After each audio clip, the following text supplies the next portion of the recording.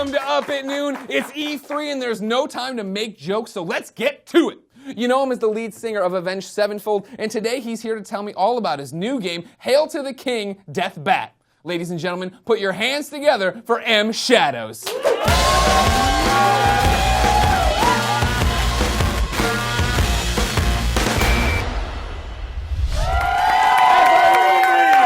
Shadows. Hey, nice to see you. Hey, Matt, how are you? Good, how are you? I'm great. Thank you for coming by. Thanks for having me. Now, here's my problem. Avenged Sevenfold, you're this big band, huge following across the world. Now, you're just taking your name, slapping it on a video game. Exactly. How do you sleep at night?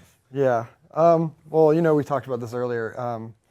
We're basically building an indie game. We put our own money into it, start our own publishing company. You're doing a whole bunch of stuff. I'm doing everything. That's crazy. I mean, we have a programmer, an artist, and me, and pretty much the lead who wrote the story, building levels with them. I'm a huge Zelda fan, so I'm kind of taking things that I enjoyed from my earlier days growing up playing games like that. I obviously still play Zelda, but that's what kind of influenced me to want to make a game and make a hard game, a difficult game, not something that someone can just walk through and say, oh, a band put this together. It's a game, it's a tough one. For folks who don't know, tell me what Hail to the King is all about.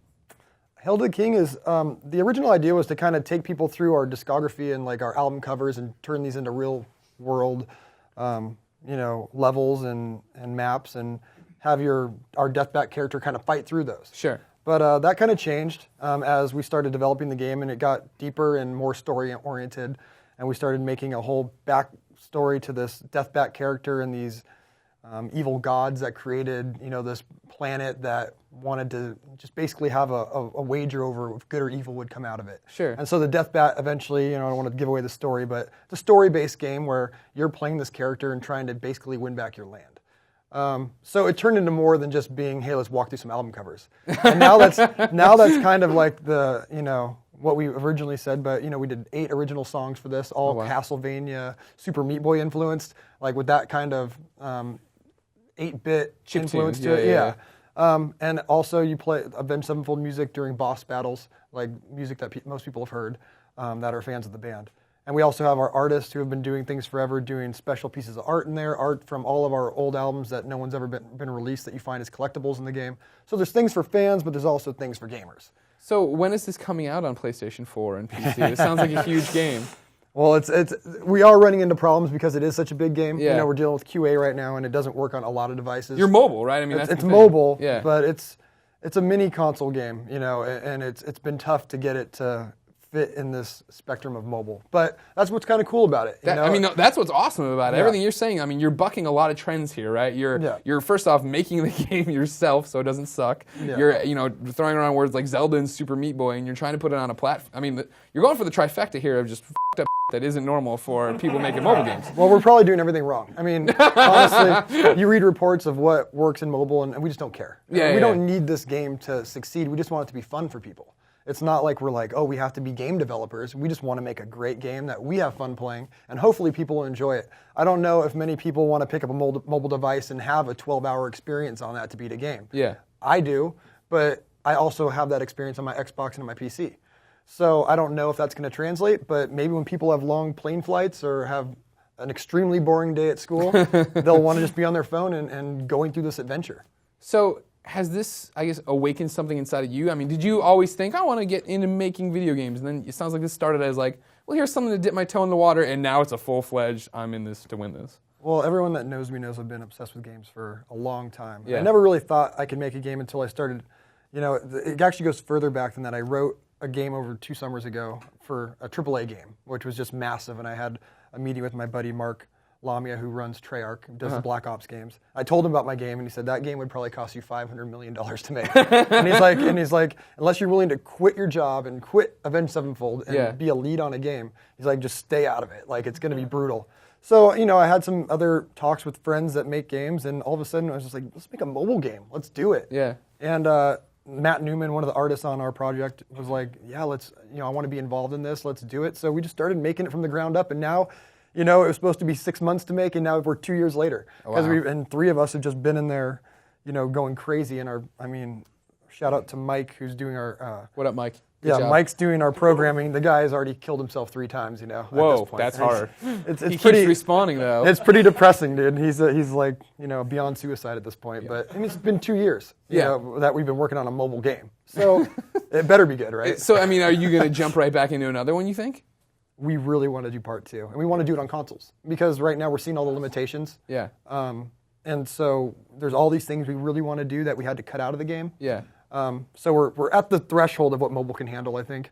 And we would love to do second one. But that's going to depend on if people want it. Like if people play this and say, this would be awesome if it was on, PlayStation 4 or Xbox, or even, the Xbox Arcade or whatever, Sure. Xbox Live Arcade, do something like that where we can do more, I'd love to.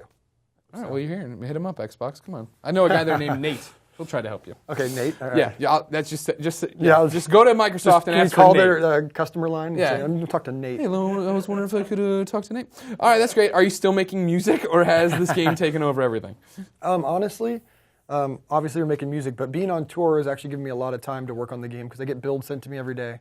And it gives me a lot of downtime. It keeps me out of trouble. Just get off stage, play the game for a few hours, take notes, send them back, and then when I'm home, I go in there and do the stuff that I can, to basically boss people around. Sure. Like, I don't program, but can you do this? Yeah. And so a lot of stuff like that. But, like you said, we're trying to just get rid of all the, you have to pay money the whole time you play. We're trying to bug you for this. We're trying to bug you for that. It's $4.99. It's a premium game, and that's it. Yeah. You get the game, you get a first player experience, and hopefully it's a good one. Yeah. It's coming out soon. Is that the plan? Yeah. Okay. Can't pin these musicians We're looking. down We're looking at July. We're doing a thing called Mayhem Festival, which we're playing here as well, San Francisco. But we're hoping that the game will be out at that point or a couple weeks around that area. Okay. So now you're a big video game guy. Yeah. E3 is happening right now. What do you want to see out of this show? What do I want to see out of E3? Mm-hmm. Well, I'd like to see the new Zelda. Yeah.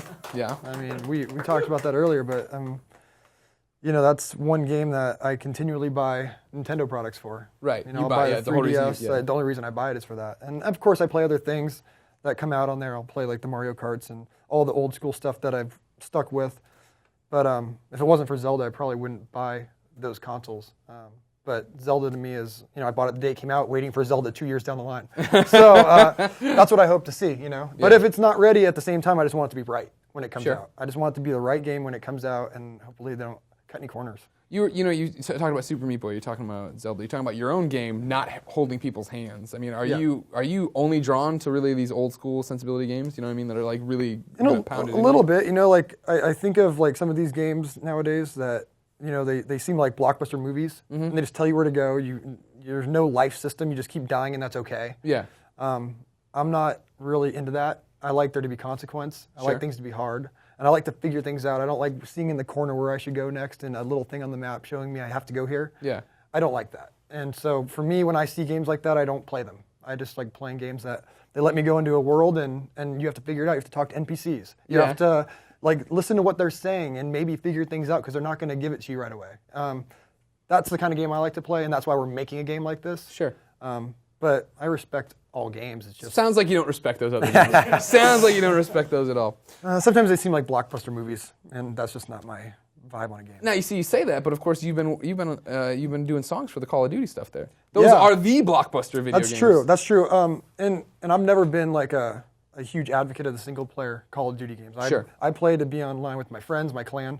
We played MLG Anaheim. We play competitively. How do you do all this stuff though?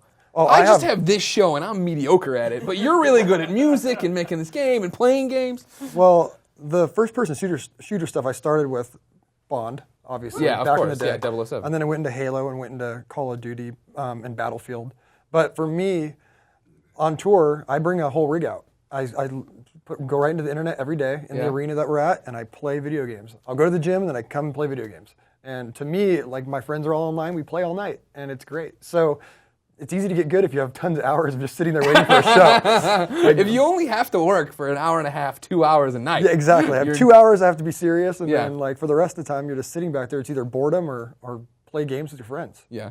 Do you think the video games, as you've become this hardened rock and roll guy with these tattoos and stuff, have they kept you out of trouble? I mean, well, obviously, if you're going straight from stage to play Black Ops, you're in a lot less trouble than getting hammered and going out to every bad club you could be at, Sure. But yeah, I mean, I mean, the funny thing is, you get older, become an adult, and our generation was the first generation where we had games where, you get a lot of older people who are like, oh, it's for kids, it's for kids. Right. Well, we grew up with games. We're never going to grow out of it. Like I'm 32 years old. I play games more now than I ever have. Yeah. And it's one of those things where you grow out of the party phase. You grow out of all these other things, but games are still there for you at night. I have a kid. I have another one on the way. And Congratulations. Thank you. And the reality is, games are something that relax me. It's great to play, and I love being with my friends online, even if it's through a headset. It's something that's relaxing to me. I like that. That's good. Let's go to Twitter for a question, all right? Okay. You know how it happens. I tweet who's on the show. You follow me, then you tweet at me who's your question. Let's go. The Cowboy from Hell tweets. This is for M Shadows. That's you. What video game you would have chosen to do music for? Any video game, past or present. If you could have done a soundtrack, if you could have done some music for a video game, other than your own. Probably King, the first Castlevania. Oh, nice. Good choice. Just because we've been influenced by that so much. It's all neoclassical, pretty much metal music. Yeah. These guitar solos, and it's really cool. And we've been influenced by that as a band. So it'd be cool to, be the originator of that and put out Castlevania type music. But I mean, all the old video games had great music. Sure. All the stuff from Mario. There's so much. We have to wrap it up. See. I know. There's so much. Don't listen to him. So He's much new. depth. I mean, if you look at level 1 to level 2 in Mario Brothers, Yeah. huge differences. I mean, they're really creative with their music. And Zelda was great. All the old school games are great. Super Meat Boy has a great soundtrack. Amazing soundtrack. Do you? I mean, your music's very different, but I mean, do you feel like you've pulled a lot of stuff from that, for like chiptune-y stuff? All that stuff is neoclassical. It's all based in classical music. It's really nothing different other than they're switching out the instruments to something that sounds MIDI. Yeah. If you put lead guitars on that, it would sound amazing. It would sound like Iron Maiden. Yeah. So to me, it's all the same. You just have to be able to hear it in that way. All right. Well, Matt, thank you so much for coming by. Thanks Hail for to the having King, out sometime soon, August. Someday. And then, of course, you're on tour, so go see Avenged Sevenfold. We'll be around. All right. Thanks so much, man. Thanks for having me, man. Thanks for coming. That's it, everybody. Thank you to M Shadows and you, my audience. If you want to be in that audience, go to ign.com/up@noon for details. I won't be responding to comments the first hour this video is live, because it's frickin' E3. Make sure you keep up with it all on IGN to see the conferences, the announcements, the video games. We'll be back next week, but until then, I'm going crazy at E3. Woo! Crohn's disease!